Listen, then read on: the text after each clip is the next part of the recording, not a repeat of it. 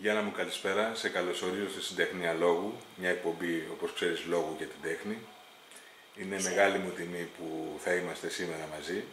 Να πω σε αυτούς που θα μας παρακολουθήσουν ότι γνωριζόμαστε χρόνια και γι' αυτό είμαστε και γείτονες. Είναι απότοκο του ενικού. Για να μην είμαστε και υποκριτές, δηλαδή, ότι δεν γνωριζόμαστε. Ακριβώς. Και να είναι τα πράγματα ειλικρινά και άνετα όπως είναι πάντα. Εγώ χαίρομαι, Νίκο, που έχω έναν γείτονά μου και μιλάω μαζί του αυτή τη στιγμή. Να είσαι καλά, σε ευχαριστώ. Ήθελα πολλά χρόνια να κάνουμε αυτή την συνέντευξη, γιατί εσύ και εμείς έχουμε κάνει αρκετές στο site, αλλά ξέρεις, πάντοτε έρχεται το πλήρωμα του χρόνου για να συμβούν τα πράγματα. Έτσι. Και αισθάνομαι ότι τώρα έρχεται το πλήρωμα του χρόνου. Θα ήθελα, όπως κάνω με όλους τους καλεσμένους μας, να μας πεις λίγα λόγια για τα παιδικά σου χρόνια, για τις πρώτες μυρωδιές, για τις πρώτες γεύσεις, για τα πρώτα αρώματα. Για τα πρώτα φθινόπορα. Στέκομαι στο φθινόπορο τώρα, γιατί ήταν μια από τις εποχές που φαινόταν πάρα πολύ εκείνα τα χρόνια. Δηλαδή θυμάμαι ότι ασβέστοναν οι νοικοκυρές, οι μανάδες μας, πεζοδρόμια, αυλές, σκαλοπάτια των σπιτιών για το Αγίου Δημητρίου. Είναι αξέχαστο, σαν εικόνα, έτσι αυτό. Και ήταν ένα πραγματικό φθινόπορο, όχι όπως τώρα, όπως έχουν εξελιχθεί εποχές που δεν υπάρχει πια εποχή, όλες είναι σχεδόν ίδιες. Και έλεγες, ήρθε το φθινόπωρο. Γι' αυτό και μου έχει μείνει αυτή, πώς να το πω, συνθήκη στο νου μου και μέσα μου, και πάντοτε έχω μάθει να αγαπάω το φθινόπωρο. Είναι μια εποχή που την αγαπώ ήδη. Από τότε, από τα μικρά μου χρόνια. Πειραιάς, γονείς, πατέρας ναυτικός, μοτορομηχανικός, μητέρα κλασική νοικοκυρά, σε ένα περιβάλλον πειραιώτικο που αν θυμάσαι την αυλή των θαυμάτων, ήταν το καμπανέλι.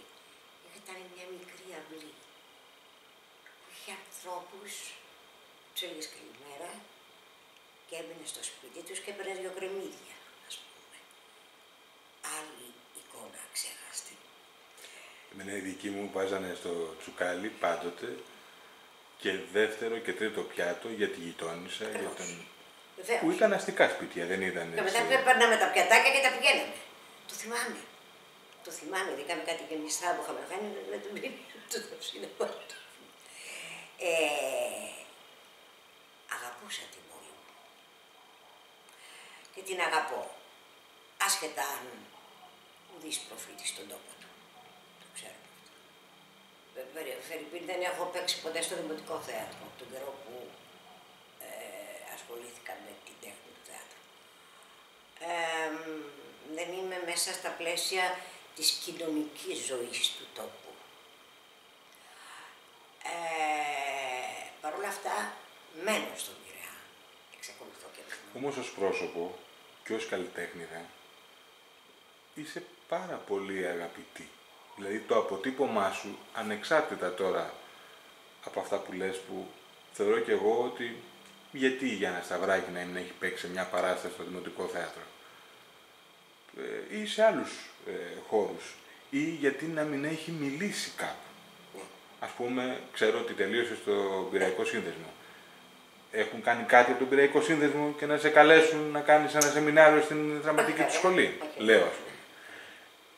Ανεξάρτητα από αυτά όμως, εσύ ως πρόσωπο, το αποτύπωμά σου είναι ενεργό, υπάρχει. Και στο χώρο μας, στο συνάφι μας, όλοι ξέρουν ότι η Γιάννα Σταυράκη είναι πειραιώτισσα κλπ. Και με τα συνεπακόλουθα. Το λέω ακριβώς, το λέω, γιατί πάρα πολλούς πειραιώτες έχω συναντήσει στον χώρο, οι οποίοι κάποια στιγμή έφυγαν, όπως ο Τάσος ο Ιορδανίδης, ο φίλος μου, ο οποίος πήγε στο Χαλάνδρη. Τι δουλειά είχε στο Χαλάνδρη, πειραιώτης, πράγμα. Και ο Τάσος όμως μένει πειραιώτης. Και αυτός, δηλαδή το λέει, το τιμά. Ο Τάσος, ναι, το λέει και τα πυρότσιτα. Και φύγανε πάρα πολλοί πυρότες έχουν φύγει. Εγώ έμεινα γιατί αγαπούσα πολύ τον Πειραιά. Αγαπούσα την πόλη μου, το χωριό μου το έλεγα τότε. Το χωριό μου. Έχει κάτι άλλο Πειραιάς. Μπαίνοντας στον Πειραιά, νιώθω κάτι άλλο. Νιώθω μια σιγουριά, νιώθω μια ασφάλεια. Νιώθω ότι είναι το σπίτι μου, ο χώρος που γεννήθηκα, που μεγάλωσα, που κάθε του γωνιά είναι κάτι για μένα του Πειραιά. Μα και τα ιδιοσυστασιακά χαρακτηριστικά του Πειραιά, ότι όποιο δρόμο και αν πάρεις κάπου θα βγεις κοντά στη θάλασσα, αν δεν βγεις κατευθείαν στη θάλασσα. Αυτό το μοσαϊκό των ανθρώπων που ήρθαν εδώ και τσιμώθηκαν με την πόλη, είμαστε μια ιδιαίτερη Και να σου πω και κάτι, υπάρχει και μεγαλύτερη κοινωνία προσώπων, θα έλεγα, για να παιχτεί στον Πειραιά. Και είναι ενεργή ακόμα. Είναι ενεργή ακόμη, ναι. Δηλαδή περπατώντας στους δρόμους θα καλημερίσεις αυτόν, θα καλημερίσεις εκείνον, θα μιλήσεις, θα σου μιλήσουν, θα σε φωνάξουν. Σαν να είναι το σπίτι σου. Είσαι εδώ. Και εξακολουθώ, παρότι δυσκολεύομαι πάρα πολύ πρακτικά, λόγω της δουλειάς να τρέχω δεξιά και αριστερά, ειδικά για γυρίσματα στην Κάντζα, δεν στο συζητάω. Αλλά τώρα με το μετρό, με τον προαστιακό, κάπως τα πράγματα είναι πιο εύκολα. Και μου λένε οι συνάδελφοι, μα και εσύ τώρα στον Πειραιά, βρε παιδί μου, τι δουλειά έχεις. Τι λέτε βρε παιδιά, είναι ο τόπος μου, δηλαδή, εντάξει. Εσείς πώς μένετε, άλλος Χαλάνδρη, άλλος Παπάγου, άλλος. Εμένα είναι ο τόπος μου αυτός. Ξέρεις, αν δεν ζήσει και κάποιος σε μια περιοχή, δεν μπορεί να ξέρει με τι φορτίζεται αυτός που μένει στην περιοχή. Ναι. Τα παιδικά χρόνια λοιπόν, Γιάννα μου, πώς ήταν? Χαρούμενα, ωραία. Παιδικά χρόνια, όπως το είπες. Παιδικά χρόνια. Έλειπε ο μπαμπάς. Έκανα χαρά όταν μύριζε ο μπαμπάς. Ζούσαμε με τον παππού, με τη γιαγιά, με τους θείους και τις θείες. Όταν ερχόταν ο πατέρας ήταν γιορτή, πανήγυρης, έφερνε τα διάφορα, όπως λένε τώρα, γκατζετάκια της εποχής που και για μένα ήταν θαύμα αυτό που το βιομάστερ, ας πούμε, κάτι το θυμάσαι, αυτό που το έβαζε στα βέβαια. Και πράγματα που δεν υπήρχαν τότε εδώ. Ερχόντουσαν μετά από χρόνια. Ακριβώς, και όταν το πήρα στα χέρια μου και είδα, ας πούμε, το Hollywood, νόμιζα ότι ήμουν εκεί, παιδάκι τώρα. Παπα, πού είμαι, έλεγα στο Hollywood. Η Νέα Υόρκη είναι αυτή. Ήταν πάρα πολύ καλά τα παιδικά μου χρόνια. Δεν είχα προβλήματα, θα έλεγα, ναι, δεν είχα αντιμετωπίσει προβλήματα. Υπήρχε επαφή με το θέατρο, τον κινηματογράφο? Δεν νομίζω ότι η οικογένειά μου είχε καμία επαφή εκτός από τον πατέρα μου. Όλοι ήταν έξω από αυτό. Όλοι οι άλλοι. Ο πατέρας μου βέβαια έλειπε. Και όταν ερχότανε μου δίνονταν η ευκαιρία αυτή. Και τότε οι ναυτικοί λείπανε και πολλοί, λείπανε χρόνια. Ναι, στην αρχή ξεκίνησε από τα αυτοπλοϊκά εδώ. Και ήταν ωραία. Μετά πήρε τα υπερπόντια, ξέρεις, αυτά τα ταξίδια. Αλλά ο πατέρας μου ήταν μια καλλιτεχνική φύση. Παρόλη τη δουλειά του, ήταν μια καλλιτεχνική φύση. Αγαπούσε το διάβασμα, αγαπούσε την τέχνη. Πρώτη φορά που ήρθα, πήγα και είδα θέατρο, ήταν όπερα. Με πήγε ο πατέρας μου και είδα Βέρντι. Άκουσα τον Βέρντι και ενθουσιάστηκα τι είναι αυτό, το πράγμα αυτό. Για μένα ήταν, γιατί όπως είπα, τα λέμε της οικογένειας δεν είχαν καμία σχέση με την τέχνη, τίποτα. Επίσης είχα και μια ωραία φωνή, μου είχε δώσει ο Θεός. Και έχεις ακόμα μια ωραία. Τραγουδούσα, δεν καταλαβαίνανε, θυμάμαι τη μητέρα μου, η οποία δεν καταλάβανε σε τι μου χρησιμεύε. Να κάθομαι να τραγουδάω. δεν μπορούσα να με νιώσω γυναίκα. Μα γιατί τραγουδά, μα γιατί ακούς τα ραδιόφωνα σου και τα βάζεις στα αυτιά σου έτσι, τα είπατε. Δεν μπορούσα να καταλάβουν τη χαρά που έπαιρνα μέσα από την τέχνη. Τόσο πολύ.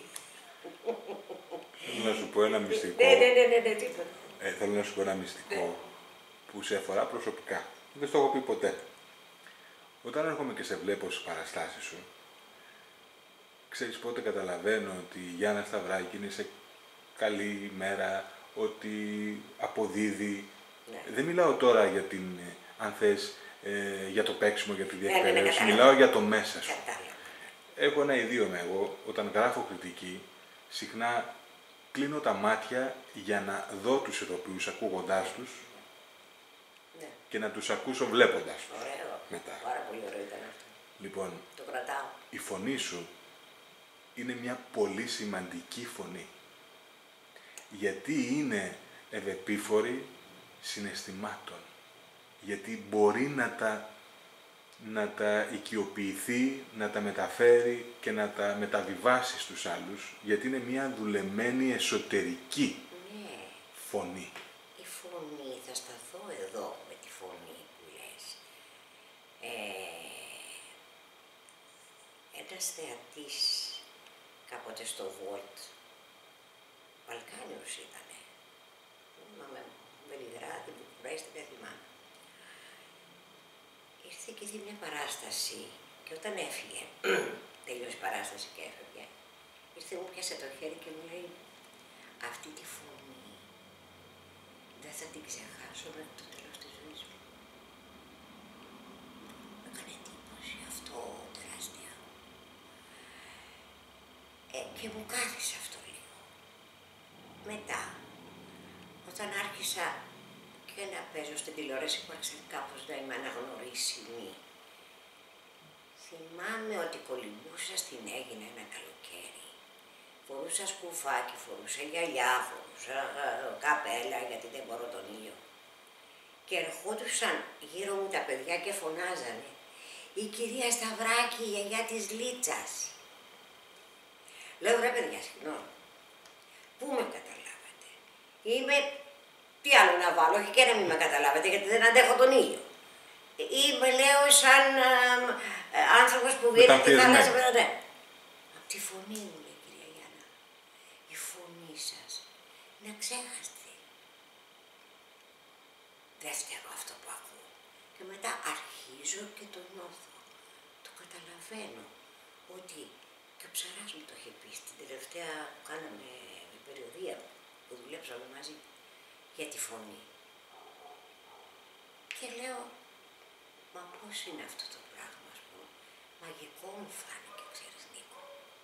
Περίεργο μου φάνηκε. Και κάποιος μου είπε ότι νομίζω ο συγχωρεμένος ο Γρουσόμος μου το είπε. Ναι. Μου λέει, έχετε μέσα σας ένα μεγάλο μπάουλο συναισθημάτων. Φίσκα, μου λέει, φίσκα, γεμάτο.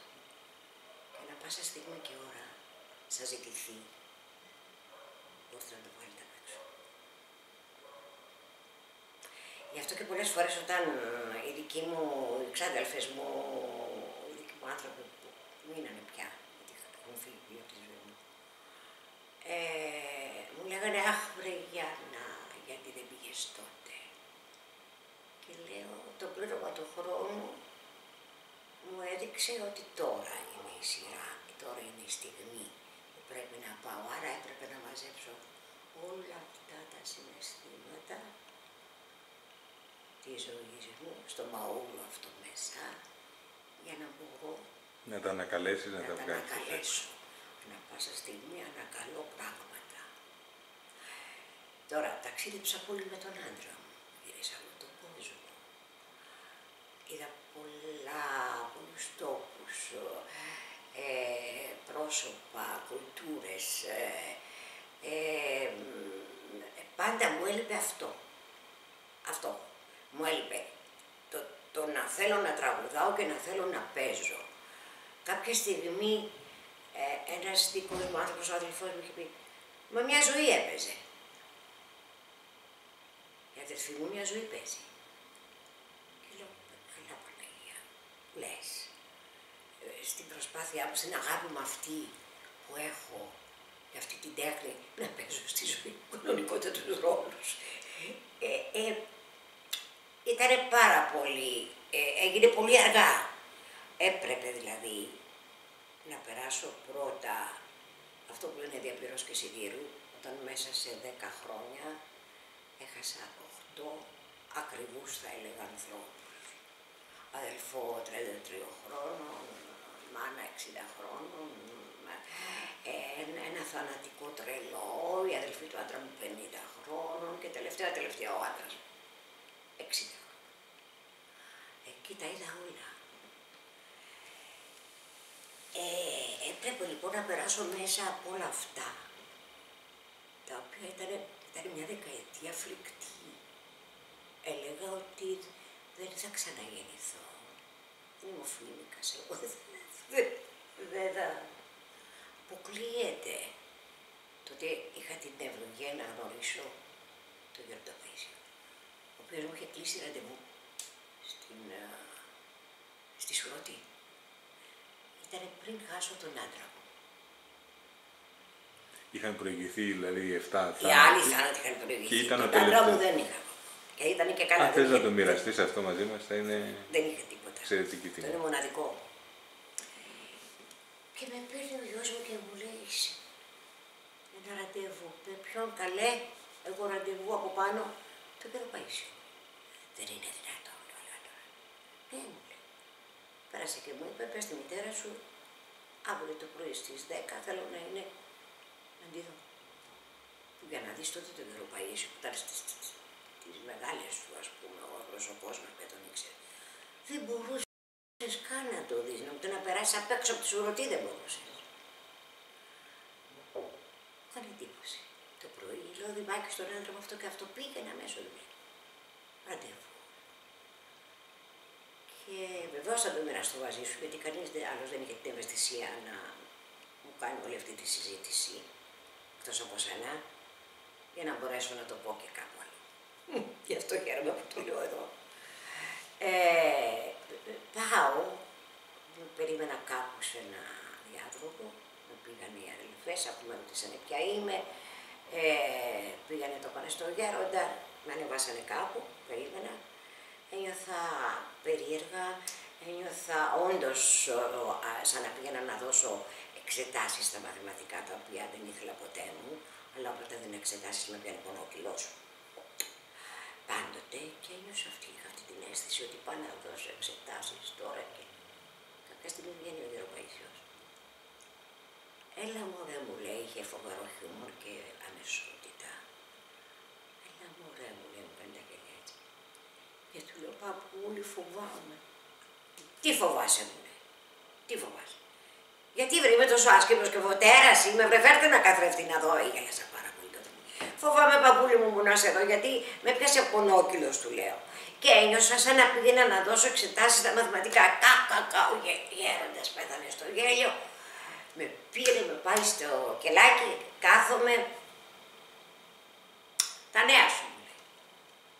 Κάθεται κοντά μου. Καλά είναι η γέροντα. Μετά του λέω, μετά από δευτερόλεπτα του το χάλια είναι η γέροντα. Α, μου λέει, πρώτα ήταν καλά, τώρα γίνανε χάλια. Χάλια, πιο χάλια δεν γίνεται. Του λέω παππούλου, τόσους θανάτους πες, πάρ' τον ένα, πάρ' τον άλλον, πια. Δεν μπορώ, λέω, γέροντα. Βρε, τι, στεναχωριέσαι για το Χρυσόστομο, με σε νοιάζει για το Χρυσόστομο, μου λέει, τον δρόμο είναι πολύ ωραίο, φτιάξει. Το ξέρω, λέω, και δεν στεναχωρώ και με τον Χρυσόστομο. Πώς. Να πούμε σε αυτούς που μας παρακολουθούν ότι ο γιος σου είναι... Ναι. Και είχε πάρει και το πρώτο, το δεύτερο πτυχίο, έπαιρνε τότε. Μη σκάνε, όχι λέει, αλλά πολύ θανατικό. Άκου να σου πω κάτι μου λέει. Δεν το ξεχάσεις ποτέ. Όχι, του λέω παππούλη μου, τι θα ξεχάσω. Αν βρεθείς μου λέει, πες ότι βρίσκεσαι, δεν είσαι μόνος σου, είσαι μόνος. Όχι λέω, παππούλου μου είναι ο άντρας μου, είναι ο αδελφός μου, ήταν το σπίτι μου τότε και πάντα. Αν βρεθείς μόνη σου εντελώς, του λέω εντελώς, δεν το πιάσα κιόλας και πολύ. Είχε ένα λόγο που στον έδινε και δεν φοβόσουν. Λέω, μου λένε πες ότι κάποια μέρα ανοίγεις την πόρτα του σπιτιού σου και αισθάνεσαι ότι δεν υπάρχει κανείς. Τι θα κάνεις? Σκεπτόμουν, δεν ήξερα να το απαντήσω. Του λέω θα φωνάξω το 100. Πάει στα γέλια, ποιο εκατομμύριο? Την αστυνομία, του λέω. Πιο πολύ γελάει ο παππούλης. Μου λέει, κοίταξε να δεις, όχι βρευλογημένη. Λέω, τι θα κάνω, του λέω. Μου λέει, θα φωνάξει το 100, εκείνος μου το. Το 100, παππούλη μου, θα πάρει την αστυνομία να έρθει. Όχι, βρευλογημένη, δεν εννοώ την αστυνομία. Τι εννοείς, παππούλη μου? Τους Αγίους εννοώ, μου λέει. Την Παναγία εννοώ, Χριστό εννοώ. Δηλαδή μου λέει, ποιους αγαπάς Αγίους, ποιος είναι αυτός ο Άγιος που σε ελκύει περισσότερο, τον αγαπάς τον άλλον γι' αυτό, τον άλλον για εκείνο, εκτός βέβαια από την Παναγία, τον τριαντικό δεκαετία. Ποιον? Άρχισα να του λέω τον Αγίο Γιώργη, την Αγία Παρασκευή, την Αγία Βαρβάρα. Άμα τους φωνάξει όλους αυτούς, λέει, και μπορείς να έχεις πνευματικά μάτια, να μπορείς να δεις μέσα από τα μάτια, θα δεις το σπίτι σου να γεμίζει τόσο κόσμο από αυτούς που θα κάνεις έτσι με το χέρι σου. Πηγαίνετε πιο εκεί να περάσω, σας παρακαλώ. Μένω έτσι. Σοβαρά, παππούλη, βεβαίως. Μην το ξεχάσεις αυτό. Σε προετοίμαζε. Αυτό έκανε. Αυτό με προετοίμασε. Και όταν ήρθα σπίτι, μετά την απώλεια του άντρα μου, και βάζω το κλειδί και μπαίνω μέσα και είμαι ολομόναχη, πέσα κάτω, στο πάτωμα. Και λέω, παππούλη, έλεος του είπα. Γέροντα έλεος, δεν είχε γίνει ακόμα Άγιος όσος. Βοήθαμε. Και έρχεται η φωνή του στα αυτιά μου, τα 100 φώναξε, τους Αγίους φώναξε. Αυτό μου είπε, λέω, και αρχίζω. Για Δημήτρη, για Βαρβάρα, ελάτε, είμαι μόνη. Έλα να με σηκώσεις. Είπατε, ελάτε και σηκώστε με. Και αυτό έγινε. Από τότε δεν φοβήθηκα ποτέ να μείνω μόνη στο σπίτι. Ποτέ. Είναι μια ιστορία που θα την κουβαλάω μέχρι να φύγω από τη ζωή. Είναι ένα μήνυμα, είναι ένα πιστεύω όντως, επίσης είναι οντολογική, όχι συναισθηματική πια. Υπάρχει μια διαφορά εδώ. Και νιώθω ότι είμαι εντάξει. Και ότι όλα στη ζωή μου, μα όλα, γίνονται στο πλήρωμα του χρόνου. Θέλω να σε ευχαριστήσω πολύ για αυτό το μοίρασμα, γιατί μέσω εσού και όσους μας παρακολουθήσουν, ξέρεις πού θα φτάσει αυτός ο λόγος. Φώναξε το 100, δηλαδή φώναξε τους Αγίους που ευλαβείσαι και δεν θα είσαι μόνος σου. Εγώ το 100, παππούλη μου, την αστυνομία, ποια αστυνομία, βρε μου λέει, ποια αστυνομία. Κάνει τα χέρια του. Τους Αγίους, μου λέει, τους Αγίους, Ιωάννα τους Αγίους. Ναι, μου λέει. Θα γίνει συνοστισμός μεγάλος στο σπίτι σου, μου λέει. Δεν θα μπορείς να περάσεις από την πόρτα. Θέμα αυτό ήτανε. Αυτό ποτέ στη ζωή μου δεν θα ξεχαστεί αυτό. Έχει μείνει εδώ μέσα στην ψυχή μου. Μετά λοιπόν από αυτή την δύσκολη φάση της ζωής σου, αν και έχουν μείνει κάτι παραλυπόμενα από τα προηγούμενα χρόνια, θα τα πούμε όμως στην πορεία, αποφασίζεις να κάνεις την επιθυμία σου πράξη. Να πας και να σπουδάσεις την υποκριτική τέχνη. Πριν από αυτό όμως, θες να μας πεις λίγο, ποια θεωρείς εσύ ότι είναι η πρώτη σου μοίηση στην τέχνη, δηλαδή είναι εκείνη η φορά που πήγες πρώτη φορά και είδες το Βέρντι που μας είπες με τον πατέρα σου, τι θεωρείς ότι είναι αυτό το σημείο που σε εισήγαγε? Δεν ήταν εξωτερικά και εξωτερικό. Ναι, και εσωτερικά μιλάω, δεν μιλάω εσωτερικά. για... Ήταν κάτι που το ήθελα, ξαπαλώνω, εγώ το καταλάβω, να πούμε. Το ήθελα. Ήθελα. Εμένα θυμάμαι, θα σου πω τώρα μια περίπτωση που μου την είπαν οι γονείς μου. Κάποτε εδώ στο Παλάς κάτω, στον κινηματογράφο, ήταν καλοκαιρινός, δεν θυμάμαι, τώρα δεν υπάρχει κινηματογράφος βέβαια εδώ στον Πειραιά. Και έκανε, αν δεν κάνω λάθος, ένας κομφεράσιε, ο πατέρας της Ζούνη, ο Ζούνης, κάποιος, ένα πρόγραμμα. Και είχαμε πάει με τους γονείς να δούμε το πρόγραμμα που έκανε. Κάποια στιγμή λέει, θέλω τώρα, και αυτό το θυμάμαι, να ανέβουνε όσα παιδάκια θέλουν να τραγουδήσουνε ή να παίξουνε. Και άντε να ήμουν 3,5 χρόνων τώρα, θα σου πω, 4 να ήμουν εκεί πέρα, παραπάνω δεν ήμουνα. Παίρνω ένα μαυρόδρομο. Πάει λέει η μάνα μου το παιδί. Σηκώνεται την ώρα που ανεβαίνω τα σκαλοπάτια. Με πιάνες. Και με κατέβασε κάτω. Και εγώ έκλαιγα, φώναζα, γιατί θέλω να πάω, θέλω να ανέβω εκεί. Παιδάκι μου, εσύ στα καλά σου. Ποιες τα παιδιά παιδί θα ανέβεις, θα κάνεις τι. Δεν ξέρω εγώ τι θα κάνω. Εγώ θα τραγουδήσω. Άρα, υπήρχε μια έμφυτη κατάσταση. Έμφυτη κατάσταση. Αυτό που είμαι ενστικτώδης. Ενστικτώδης, ναι. Ενστικτώδης. Και μετά μου είπαν ότι υπήρξαν κάποιοι άνθρωποι στη ζωή των γονιών μου, φίλοι που είπαν αυτό το παιδί, μην το αφήσετε, αγαπάει πολύ την τέχνη. Κάντε κάτι, πηγαίνετε το στο 2, πηγαίνετε το κάπου αυτό το παιδί. Αυτό το έκανε και ένας καθηγητής της μουσικής που είχα, σαν σχολεία στην ψυχούλα του. Είχα μπει στο τότε, εγώ έβγαλα το ράλιο, το πρότυπο τότε που ήταν η Ακαδημία. Και είχε πει στους γονείς μου, τους είχε καλέσει και τους είχε πει, θέλω να μου καλλιεργήσετε αυτό το παιδί σε ό,τι έχει να κάνει με τη τέχνη. Είναι παιδί της τέχνης. Το κάνανε. Πότε. Ο πατέρας μου ήθελε να το κάνει, η μητέρα μου δεν το έκανε. Το δήλωσα, το ξαναδήλωσα.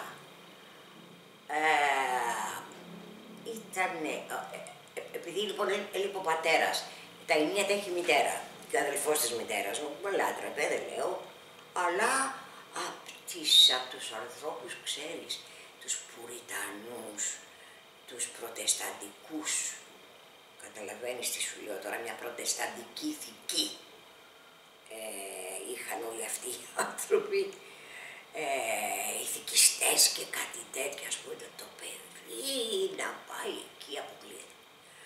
Αποκλείεται. Ο πατέρας μου θέλησε να το κάνει. Λυπάμαι, μου λέει, Γιαννουλάκη μου, γιατί έτσι μου λέει. Δεν έγινε ποτέ. Έκανα γάμο. Ευτυχώς, και δόξα τω Θεώ, ο άντρας μου, γι' αυτό σου είπα και εγώ να έρχονται στο πλήρωμα του χρόνου, είχα όλη την ελευθερία από τον άντρα μου. Να κάνω αυτό που ήθελα. Στα χέρια του άντρα μου. Ο οποίος, αν του έλεγα πάω εδώ, Δημάκη να πάω στη δραματική, θα μου έλεγε να πας αύριο. Να πάω αυτό, να πας. Να πούμε ότι είχατε μια πολύ ωραία σχέση, ζεστή και αγαπητική. Ναι, να πας. Με λάτρευε, κυριολεκτικά με λάτρευε. Γι' αυτό όταν τον έχασα τα αυγά και τα καλάθια μου. Και επαναπροσδιορίστηκα πια μετά. Και όμως δεν το έκανα. Δεν έπαβε όμως να μου λείπει όλα αυτά τα χρόνια. Δηλαδή προσπαθούσα μέσω άλλων τεχνών που δεν τις γνώριζα, αν έβλεπα κάποια και ζωγράφιζε, αν έβλεπα κάποια και έκανε χειροποίητες κατασκευές, προσπαθούσα και εγώ να πάρω τα ίδια πράγματα να τα κάνω, αρκεί να ήμουνα κάπου, όχι εκεί που ήθελα, αλλά να κάνω κάτι που έμοιαζε με αυτό, ήταν και αυτό μια τέχνη. Φαίνεται όμως, Γιάννα, ότι προετοιμαζόσουν πολλά χρόνια για να το κάνεις αυτό. Θα σου πω πάλι κάτι που δεν σου το έχω πει. Έχει τύχει σε θεατρική παράσταση που ήμουνα για να την παρακολουθήσω, για να γράψω και κριτική. η θέση μου το επέτρεπε να σε δω στα παρασκήνια πριν βγεις και σε δει το ευρύ κοινό.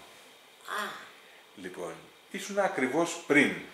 Τώρα δεν θέλω να πω σε ποιο έργο, εσύ θα καταλάβεις. Ήταν μια πόρτα που έβγαινες και έμπαινες ξαφνικά, οπότε έπρεπε να είσαι. Μάλιστα, ναι. Έπαιζες πριν βγεις. Λέω, κοίταξε να δεις πώς προετοιμάζεται αυτή η γυναίκα. Ναι. Είχες μπει μέσα σε αυτό, είχες ένα πολύ ωραίο ρόλο. Θα σου το πω, στον πατέρα. Όμως που ήταν στιγμές. Μπαινόβγαινες. Λοιπόν, ναι. Ήταν εκπληκτικό το να το δω αυτό. Γιατί λέω, κοίταξε να δεις πώς παίζει, πώς βρίσκεται μέσα στη λειτουργία ακόμα και στην αναμονή του παίξηματος. Παίζει. Ναι, παίζει. Αυτό το λέει και ο γιος μου πολύ συχνά. Το λέει πάρα πολύ συχνά. Αυτό. Γιατί είχες και κάποιες φωνές που λέγεις από τα παρασκήνια, έκανες κάποιες φωνές και αυτά. Εγώ εκεί δεν σε έβλεπα, σε άκουγα. Ναι. Αλλά ήταν και οι φάσεις που έβγαινες πια. Ακριβώς. Που ανοιγόκλεινε πόρτες, που. Λοιπόν, θα μου πεις, μα αυτό δεν κάνει ηθοποιός. Θα σου πω, ξέρεις πόσους ηθοποιούς και πολύ νέους ηθοποιούς έχω δει που είναι διεκπεραιωτικοί. Ναι, δυστυχώς, ξέρεις. Και ξέρεις, δεν το λέω προς κατηγορία. Δεν είναι ότι δεν το κάνουν γιατί τεμπελιάζουν. Δεν έχουν προετοιμαστεί. Είναι σαν όλα αυτά τα χρόνια, αυτό που σου είπε ο Γεωργουσόπουλος, είναι πάρα πολύ σημαντικό. Μια μεγάλη πρίκα που λέει μέσα σου, μεγάλη τεράστια. Αρκεί βέβαια αυτή την πρίκα να τη μαζεύεις, όχι να τη σκορπάς περιμένοντας στον δρόμο. Ακριβώς. Έτσι. Ακριβώς. Την έχεις παίζει ρόλο μαζέψει. και αυτό. Αυτό είπε, την έχεις. Να την έχεις αποθυσαυρίσει. Συσσωρεύσει, την έχεις αποθυσαυρίσει. Και το είπε τη Βάνα και ήταν πολύ ενδιαφέρον, αυτό με συγκίνησε. Αλλά φταίει και τηλεόραση, Νίκο. Και θα σου πω γιατί όλα τα παιδιά, ειδικά και τα αγόρια και τα κορίτσια, κοιτάνε περισσότερο το φυσικό τους. Η τηλεόραση δεν έχει απαιτήσεις, νομίζω ότι έχει απαιτήσεις καλλιτεχνικές. Εντάξει, δεν έχει. Αν και έχουν γίνει και ωραία πράγματα και στην Ωραία, ναι. Και γίνονται, αλλά ωραία, πάντα η διαφορά με το θέατρο είναι τεράστια. Η διαφορά με το θέατρο είναι τεράστια. Αυτό το που δίνεις, που παίρνει το κοινό και σου δίνει πίσω η τηλεόραση δεν το έχει. Αυτή το δώσιμο το δικό σου προς το κοινό, η δική σου ενέργεια και η ενέργεια, η ανάσα του κοινού που σου έρχεται. Στην ψυχολογία λέμε για τη μεταβίβαση και την αντιμεταβίβαση. Και την αντιμεταβίβαση και που καταλαβαίνεις αυτή την ανάσα. Δηλαδή καταλαβαίνεις, μου έλεγε ο δάσκαλός μου, είχα δάσκαλο τον Βιατά εδώ, το Δημήτρη, και μου έλεγε, έλα να σου πω, όταν πήγες στη σκηνή, να ξέρεις ένα πράγμα, ένα θεριό κάθεται από κάτω και περιμένει να βγεις εσύ, να σε καταπιεί, κάντο εικόνα, μου λέει αυτό. Του λέω, με φοβίζεις τώρα, τι είναι αυτά που λέω, μου λέει στεριά μου, λέει. Λοιπόν, πριν βγεις, μην επιτρέψεις σε αυτό το θεριό να το κάνει. Όχι, γίνεσαι θεριό. Και μην επιτρέψεις σε θεατή, μην επιτρέψεις σε άνθρωπο που είναι από κάτω να πάρει τα μάτια του από πάνω σου. Μην κάνεις αυτό το μεγάλο αμάρτημα. Είσαι στη σκηνή και είμαι στη σκηνή και θα με δεις. Έφυγε το θηρίο, μου λέει. Ακόμα τρέχει. Αυτό το θυμάμαι. Μου έχει μείνει, ήταν πολύ ωραία συμβουλία με το θηρίο. Αλλά είναι οι ανάσες αυτές που σου λέω του κόσμου και η ενέργεια αυτή. Δεν υπάρχει στην τηλεόραση. Άσε που η τηλεόραση έχει και το αβαντάζ αυτό να κόβει, να Το ξαναπάμε, το ξαναπάμε, δεν βγήκε καλή λήψη, το ηλεκτρικό ήταν, ο φωτισμός δεν βγήκε καλός, ακούστηκε ένα αεροπλάνο, πέταξε μια μύγα. Εκεί. Πρέπει να είσαι Εκεί λες ανέκδοτο με το διπλανό σου. Είναι μια ζωντανή Και σου διαδικασία. λέει, σου λέει ο σκηνοθέτης. 3, 2, 1, λες ανέκδοτο με το διπλανό σου τώρα, το συμπαίκτη σου μες στην τηλεόραση. 3, 2, 1, πάμε, έχεις μπει στο ρόλο εκείνη. Έχει φύγει το ανέκδοτο, έχουν φύγει τα πάντα. Εκεί θέλει ετοιμότητα, θέλει εγρήγορση. Τηλεόραση. Αυτό. Τα παιδιά λοιπόν γοητεύονται. Γιατί όταν είναι και ωραίο ένα κορίτσι, ένα αγόρι, θα το ξέρει ότι θα έχει θαυμαστές, θα έχει ένα κοινό περίσσιο, θα έχει. Και εκεί κάπου χαλάει η συνταγή. Κάπου χαλάει. Είναι και βαθύτερο για μένα. Υπάρχει μια εκλείπουσα εσωτερικότητα. Αλλά το πας πολύ. Αυτό που κάνουμε τώρα, μην το κάνουμε για σένα. Ναι, το πας πολύ. Και ναι. θέλω να εστιάσουμε σε σένα. Οπότε δηλαδή, δια του πόνου με έναν τρόπο, της απώλειας, οδηγείσαι στο φως και στην ανάσα και στην ελευθερία του να πραγματώσεις αυτό που ήθελες από μικρή. Από ό,τι καταλαβαίνω, Γιάννα, δεν υπάρχει μια στιγμή που να είπες αυτή είναι η στιγμή. Ίσως αυτό το φτούξε ελευθερία, ότι είπες τώρα θα πάω να γραφτώ στη θεματική σχολή, ενώ για το πότε αισθάνθηκες ότι μύηθηκες στην τέχνη. Πήγε μέχρι εδώ. Έφτασε μέχρι εδώ. Είναι σαν να πιεις ένα ποτήρι δηλητήριο πρώτα και μετά να... Έφτασε εδώ, δεν πήγαινε αλλού. Έπρεπε να γίνει. Έπρεπε να γίνει και πώς έγινε. Είχα πάει με μια φίλη μου και ξαδέλφη μου στην Κρήτη να δούμε μια παράσταση. Μιας άλλης φιλενάδας, που ήταν ηθοποιός αυτή. Και την Εροφίλη. Και μετά την παράσταση φύγαμε, 3 φίλες, 4 εκεί και πήγαμε στο χωριό έξω από τα Χανιά που μένανε να κάτσουμε και να ησυχάσουν και εκείνες που παίζανε. Και του είπα εγώ την ανάγκη μου για το θέατρο. Τους το είπε και η φίλη μου, λέει εδώ η Γιάννα. Λέω ρε παιδιά, εγώ το λέω σοβαρά. Δεν το λέω αστεία, όπου το πω επειδή είμαι σε αυτή την ηλικία με περνάνε για ψώνιο, δηλαδή εντάξει τώρα και τι έγινε τώρα. Και μου λέει μία εκ των δύο. Σήκω ρε Γιάννα, γιατί είχε μια τεράστια αυλή με κλιματαριά. Σήκω πάνω μου λέει. Να σηκωθώ, του λέω, αλίμονο. Πήγαινε κάτι στη μέση της αυλής. Κάνε μας κάτι. Τι? Έναν αυτοσχεδιασμό. Ως προς τι? Βάλε μου ένα κλου. Όχι, δεν σου βάζω τίποτα. Όχι τίποτα δεν σου βάζω. Βρες το και κάντο. Και κάντο. Και το έκανα.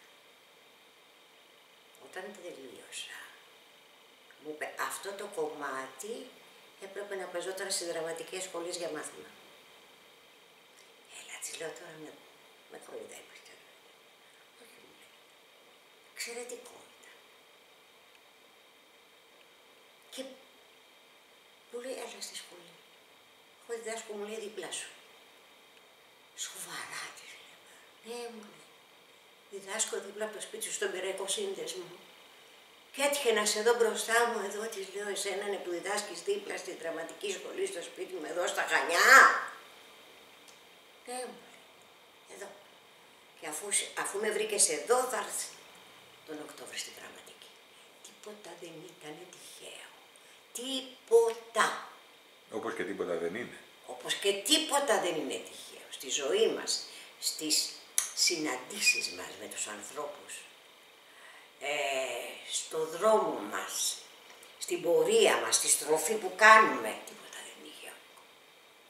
Και τότε πήγαμε μεγάλο ενθουσιασμό. Τρελό ενθουσιασμό. Οι δάσκαλοι στην αρχή, παιδιά, τι κάνετε εδώ πέρα. Όταν είδανε μια, 2, 3 τη δουλειά που έκανα, σοβαρεύτηκαν μια μισή του, τι εδώ δεν είναι. Δεν το κάνει για να περνάει η ώρα της, τούτη εδώ. Τούτη εδώ είναι ηθοποιός μου, πήγε και μου είπε καλή της ώρα.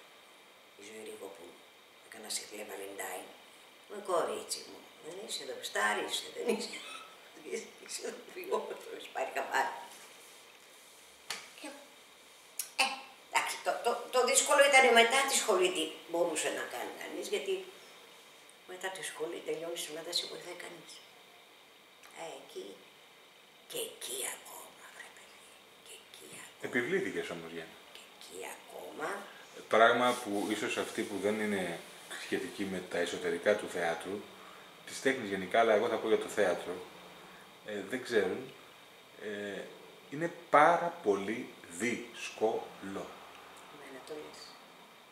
Πάρα πολύ δύσκολο. Παπούτσια. Έχω φάει όλες στον δρόμο να μοιράζω ανύπαρκτα βιογραφικά. Ανύπαρκτα. Μία φωτογραφία την οποία πήγαινα και λέω σας αρέσει αυτή η φωτογραφία. Κοιτάξτε τη και πέστε μου. Αυτό έκανα μέχρι που κάποια στιγμή είδα το Χάριτο Ρώμα που έψαχνε ανθρώπους για δουλειά. Δεν λυγιάνε παρθεναγωγείο. Εδώ θα μπω, λέω. Και μου αισθάνεσαι. Και τον ξέρεις στο Ρώμα, όχι. Τότε θα τον μάθω. Το θέμα δεν είναι να τον μάθω εγώ, να με μάθει εκείνος. Και άρχισα να πηγαίνω να τον βλέπω στο θέατρο. Άρχισα να του στέλνω κάρτες από την Αγγλία που πήγαινα ταξίδια και να του γράφω. Άρχισα, στο τέλος μου λέει, μου είχε γίνει δεύτερο πετσί. Το έχεις καταλάβει. Μπράβο, βεβαίως το έχω καταλάβει. Τελευταία φορά πηγαίνω στο Βεάκιο που παίζει. Και παίζει και Σέξπιρ στο Βεάκιο. Το θυμάμαι. Φωτογραφία του Σέξπιρ. Και μου λέει, πάλι εδώ εσύ είσαι. Βρε παιδί μου, δεν σου έχω πει ότι δεν έχω. Λέω, κάνεις δουλειά και το ξέρω. Βεβαίως κάνω δουλειά, μου λέει. Αλλά δεν έχω ρόλο για σένα. Άλλα δεν έχεις ρόλο. Για κοίτα με, του λέω.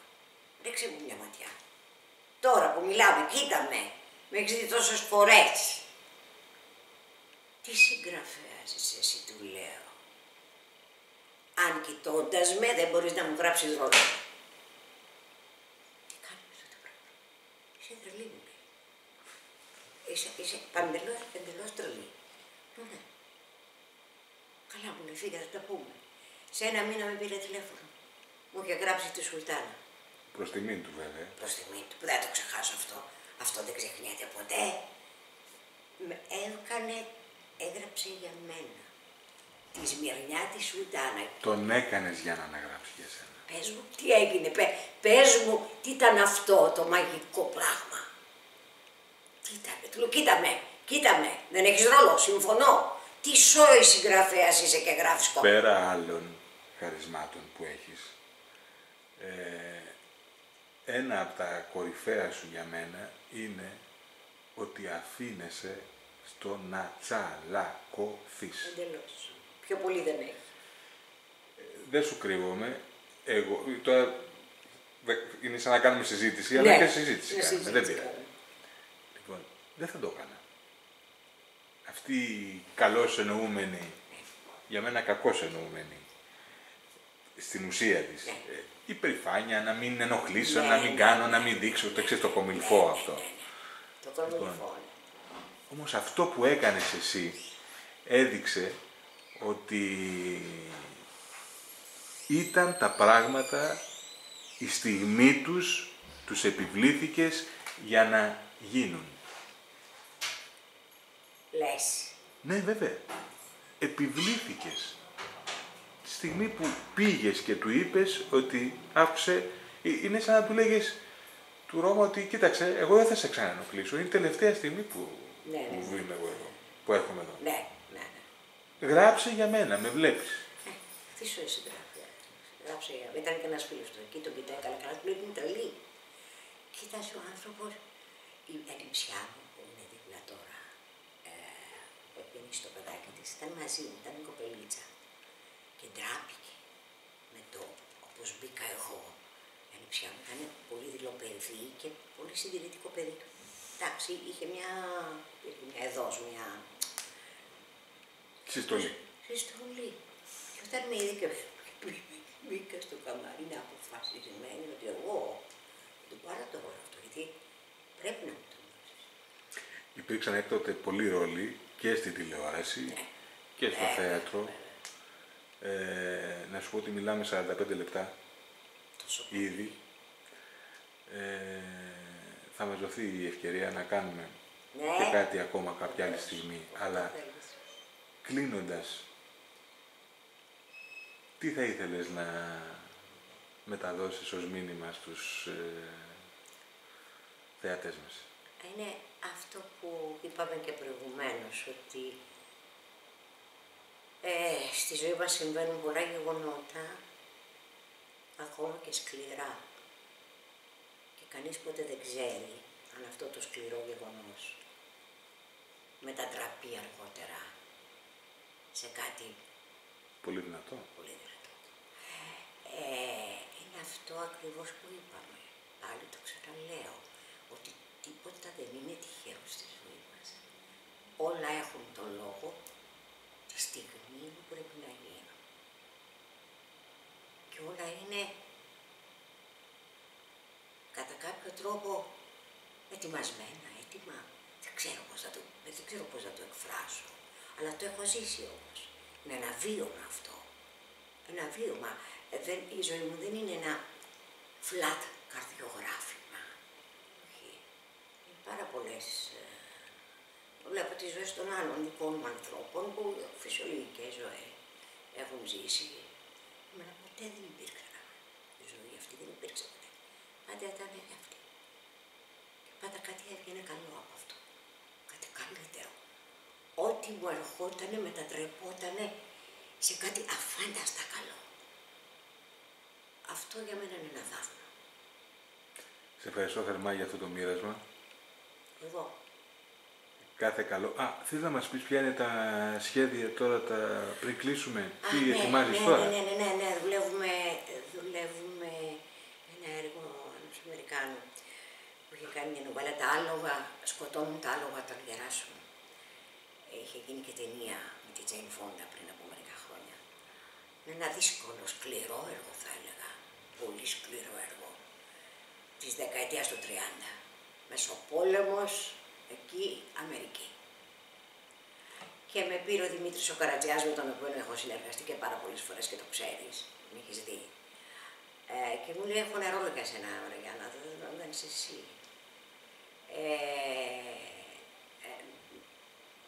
Εγώ δεν ρώτησα αν είναι μεγάλος, μικρός, δεν με ενδιαφέρει.